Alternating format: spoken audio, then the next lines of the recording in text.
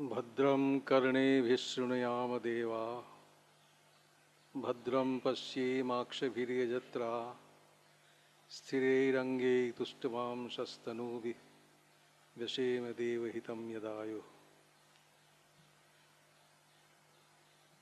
अज्ञानतिमिरान्धस्य ज्ञानाञ्जनशलाकया चक्षुरुन्मीलितं येन तस्मै श्रीगुरवे नमः।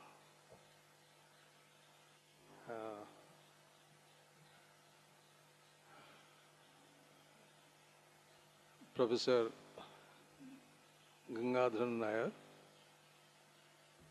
respected Swamini Amma, Dr. Rana, and all my friends eager to learn Sanskrit. Now, I must say that you have already been encouraged by Dr. Gangadharan Nair, because even if you commit mistakes, don't worry. And that is the right way. Remember when you were learning language, when you were a child. Is it the case that from day one you started uttering correct sentences? No. But there were speakers around you who used to correct you, tell again and again, and this is how you went on learning. So it's a process. Speaking is the prime function of a language, no doubt. But so far the classical language is concerned, which has no longer remained a medium of communication in our homes, it has acquired the status of a second language. And therefore, we have to learn this language as a second language. And the second language is learned through first language. We already have acquired a language, the structure of a language, and through that language we are acquiring any other language that we learn later. Now, Sanskrit, as he said, that is not simply a language. It's a defining feature of Indian culture. It's a distinguishing, what we call Vyavartaka Dharma, through which you can understand this great culture of such a remote past, living even today.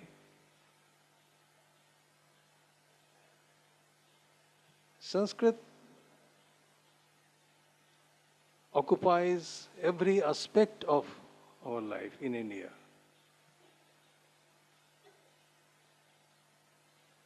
And therefore, if it is essential that we should know ourselves as an Indian, I don't think the understanding will be complete without knowing Sanskrit.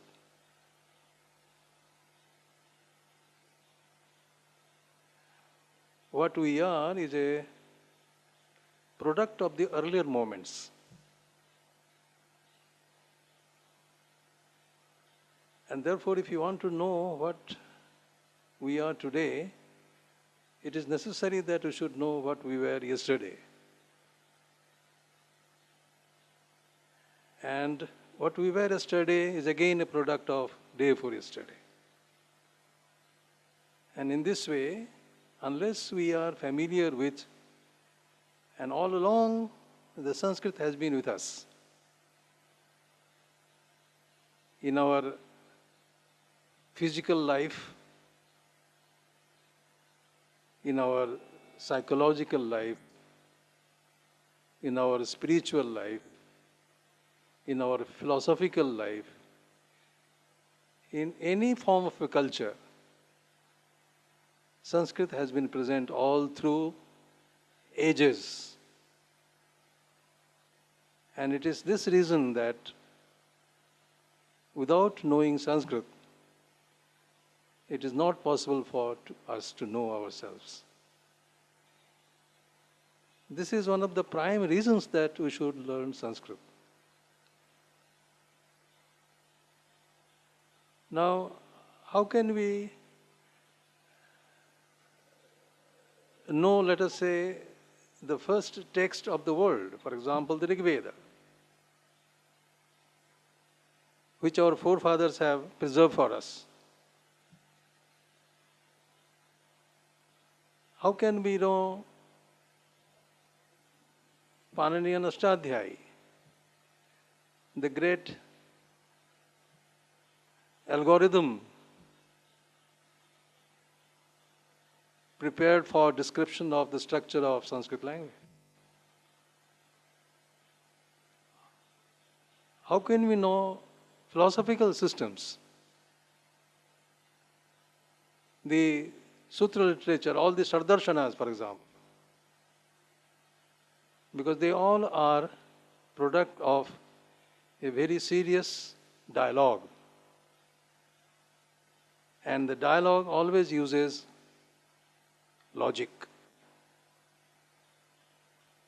So be it the field of logic, be it the field of grammar, be it the field of philosophy, be it the field of any other forms of reflection on human life, Sanskrit is associated with that. And therefore, I say that even Indians cannot understand India without knowing Sanskrit. And in fact, this is the situation now. Our children are completely ignorant about India because of the same reason, that Sanskrit not has been made as a component of general education of this country. It is not necessary that everybody should be a scholar of Sanskrit, but it is necessary that everybody should be acquainted with the language. Because in this language you have everything: your physical life, your psychological life, your mental life, your philosophical life, your cultural life. Money is required, no doubt. But the question remains, money for what? That is not with the education that we have acquiring. At the most, we are being told that the money is for your comfort.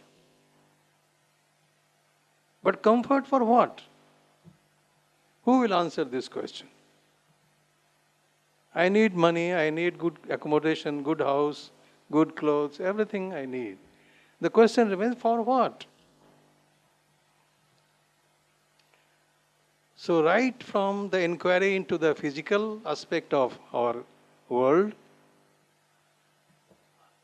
the question about the mental aspect of our life, these answers are not there in the education today. Whereas we started our seers, our Vedic seers, Upanishadic seers, started with such questions, fundamental questions. Who am I, for example? Should it not be the question of inquiry of education today? Why should it not be? The moment you say that, well, these questions are being asked in the school, are you going towards the spirituality? Is it only those who want to go towards the spirituality should ask this question? I think each and every one of us should ask this question. And this habit of asking such questions must start from a very early age. And so we model our life accordingly And our drishti, our worldview becomes holistic then in that case. It cannot afford to be dogmatic, that I can inquire into only this aspect of life and you cannot ask into this aspect of life. And therefore I find that lack of education in Sanskrit and Sanskrit tradition is the root cause of all the ignorance that prevails today in our society at the level of house, level of home, up to national level. This is the reason, and I think that we have to think very seriously to address this question. So why Sanskrit? And now you get an answer. Why not Sanskrit? If not Sanskrit, then what?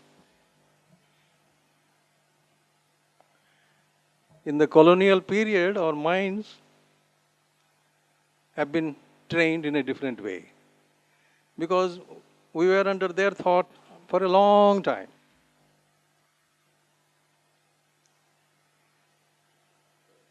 You see, when Macaulay was assigned the task of creating an education policy of this for this, because they have to rule this country, A handful of people can come from outside and can rule this vast country. Is it not one of the Ascharyas? A company called East India Company comes for business and captures the whole country. And not for 1 day, 2 days, 1 year, 2 years, centuries.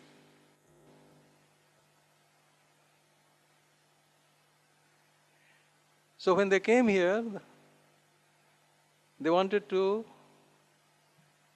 introduce an education policy for this country.